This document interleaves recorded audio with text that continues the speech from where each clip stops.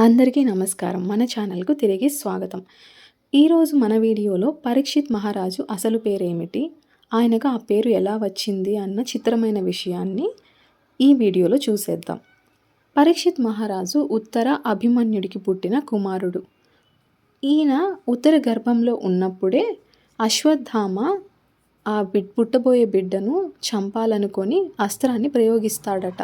అయితే శ్రీ మహావిష్ణువు చిన్న మహావిష్ణువు రూపంలో మరుగుజ్జు రూపంలో లోపలికి గర్భంలోనికి వెళ్ళి ఆ అస్త్రాన్ని నిర్వీర్యం చేస్తాడట.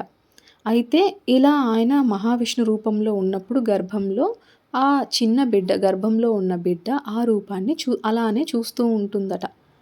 అలా చూస్తూ ఉన్నప్పుడు ఆ రూపం ఆయన మనసులో అలా నిలిచిపోయింది.